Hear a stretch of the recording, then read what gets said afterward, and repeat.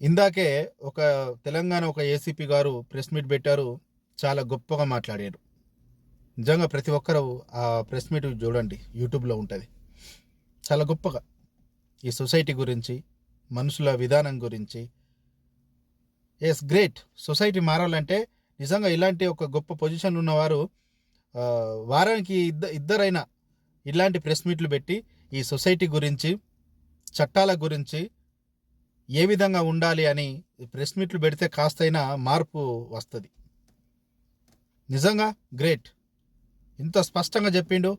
పోలీసులను ఎవరు తక్కువ అంచనా వేసినా, పోలీసుల గురించి ఎవరు వల్గర్గా మాట్లాడినా, పోలీసులను తక్కువ అంచనా వేసినా తోలు తీస్తామన్నాడు.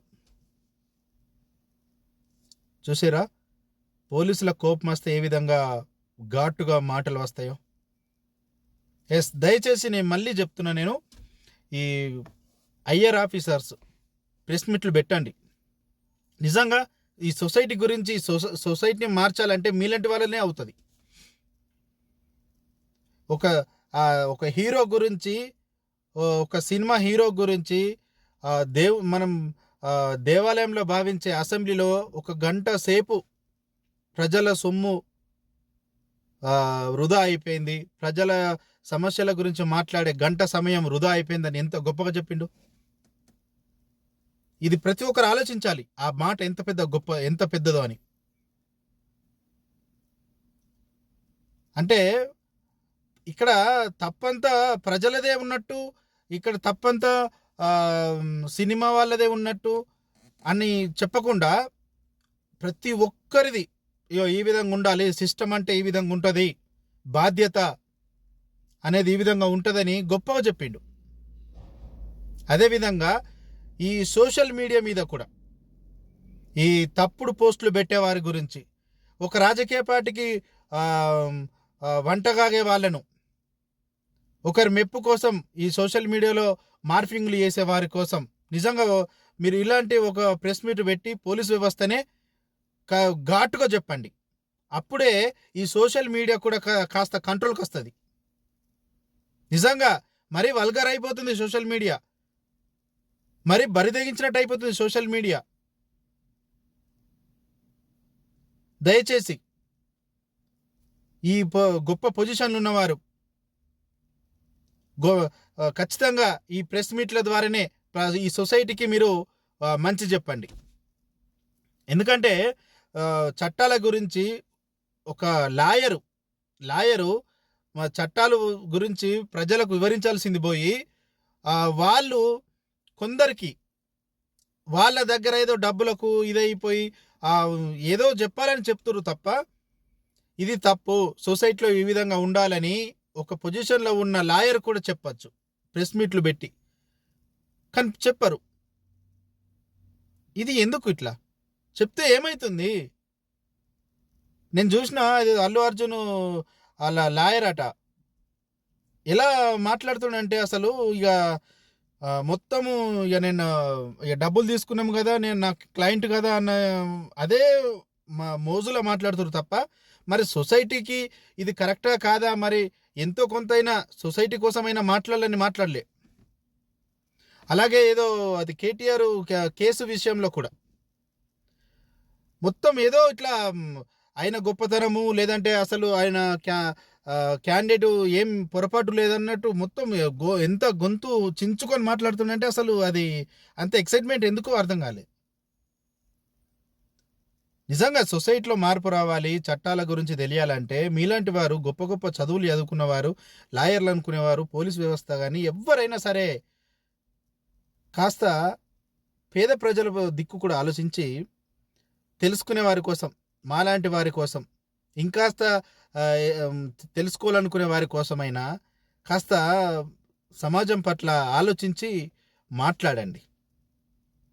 ఏమైపోతుంది?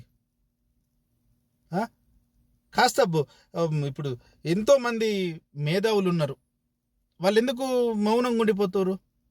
ఈ సోషల్ మీడియాలో వల్గరిటీ పెరిగిపోవడం వల్లనే కదా. ఈ సినిమా వల్లనే వాళ్ళ ఫ్యాన్స్ అని వాళ్ళు కమిటీలు పెట్టుకొని, వాళ్ళు సంఘాలు పెట్టుకొని ఏదైనా తప్పు జరిగితే ఇది తప్పు అని చెబితే వాళ్ళ మీద ఈ సోషల్ మీడియాలో తప్పుగా పెట్టడం, ఇవన్నిటి వల్లనే కదా నిజంగా ఈ మేధావులు కూడా పాపం మౌనంగా ఉండిపోవడం కారణం ఇలాంటి ఘటన వల్లనే. నిజంగా ఇలా ఈరోజు ఏసీపీ గారు మాట్లాడిన మాటలు వెరీ గుడ్, ఈ సొసైటీకి చాలా ఉపయోగపడుతుంది.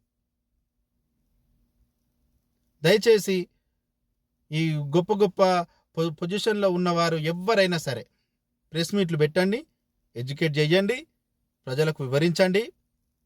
ఈ చట్టాలు, ఈ భారత రాజ్యాంగం డబ్బున్నవాడికి కాదు, భారతదేశంలో ఉన్న ప్రతి ఒక్కరికి సమానమే అనే విధంగా మీరు చెప్పండి.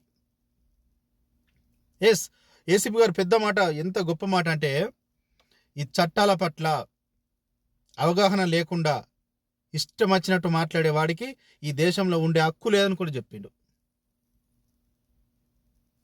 అర్థమవుతుందా మీకు ఎంత గొప్ప మాట ఉన్నది అంటే? నా ఇష్టం, నాకు మాట్లాడే హక్కు ఉన్నది, వాక్ స్వాతంత్రం ఉన్నది, నాకు అది ఉన్నది, ఇది ఉన్నది, ఇవన్నీ దానికి ఒక పర్మిట్ ఉంటుంది, దానికి ఒక పద్ధతి ఉంటుంది. ఆ పద్ధతి తెలుసుకొని నీ వాక్ స్వాతంత్రాన్ని ఉపయోగించుకోవాలి అని ఎంత గొప్పగా చెప్పిండు. ఇవన్నీ తెలుసుకోవాలా. మనం తెలుసుకోకుండా నా ఇష్టం, నాకు మొబైల్ ఉంది, నాకు నెట్ ఉంది, నాకు సోషల్ మీడియా ఉంది, నాకు ఫేస్బుక్ ఉంది, లేకపోతే నాకు ఇన్స్టాగ్రామ్ ఉంది, యూట్యూబ్ ఛానల్ ఉంది, నా ఇష్టం ఉన్నట్టు మాట్లాడతా, నా ఇష్టం, ఇది తప్పు. ఒక లిమిట్ ఉంటుంది, ఒక చట్టం ఉంటుంది, ఒక పద్ధతి ఉంటుంది. నీ ఇష్టం అనుకుంటే ఓన్లీ నీ ఇంట్లోనే, ఎంతో గొప్పగా చెప్పిండు, నీ ఇంటి వరకే, నీ కాంపౌండ్ వరకే అని చెప్పి ఎంతో గొప్పగా చెప్పిండు. కానీ ఈరోజు సోషల్ మీడియా ఏం జరుగుతుంది? మార్ఫింగ్లు చేయడం, ఒక పొజిషన్లో ఉన్న వారికి మర్యాద ఇవ్వకపోవడం, ఏదో రీల్స్ అని చేయడం. రీల్స్ చేస్తారైతే కొందరు వాళ్ళు మహిళలు, అసలు నిజంగా ఎంత సిగ్గు శరం లేకుండా, ఎంత గలీజ్గా మాట్లాడడం కానీ, ఆ వీడియోలు పెట్టడం కానీ, దానివలన ఏం ఉపయోగం? ఎంత గొప్పగా చెప్పుకుంటారు, నేను ఫేమ్ అయిపోతున్నా, నాకు వ్యూస్ వస్తున్నాయి, నా ఛానల్ పాపులర్ అవుతుంది, ఈ విధంగా ఎంత గొప్పగా చెప్పుకుంటారు. శరం అనిపించాలి కాస్త. సోషల్ మీడియా కానీ, మనం కానీ, మన వ్యక్తిగతం కానీ, ఏదైనా కానీ ఒక లిమిట్ ఉండాలి, ఒక పద్ధతి ఉండాలి. ఈరోజు ఏం లేదు, ఓన్లీ డబ్బు, ఏదో పాపులర్ అవ్వడం, ఏదో ట్రెండింగ్ అవ్వడం, ఇవే, ఇంకా ఇంతకుమించి ఏం లేదు. అరే చెప్పేవాడు చిన్నోడో పెద్దోడని కాకుండా ఆ మాట మంచిదా చెడ్డదా అనేది ఆలోచించే జ్ఞానం లేకుండా పోయింది ఈ సమాజంలో. కాస్త ఆలోచించి పనిచేయండి.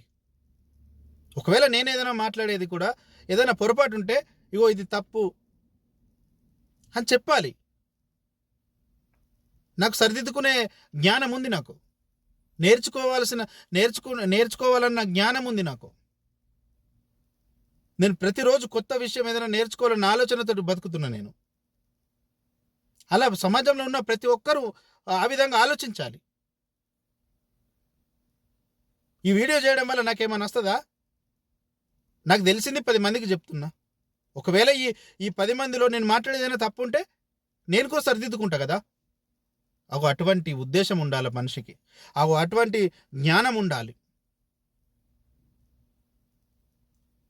మరీ అధ్వానం అయిపోతుంది సోషల్ మీడియా.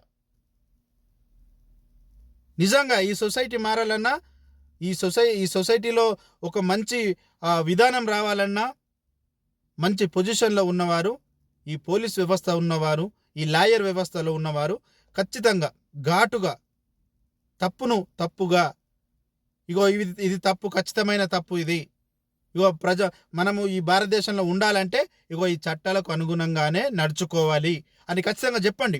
ప్లీజ్ దయచేసి చెప్పండి. Thank you.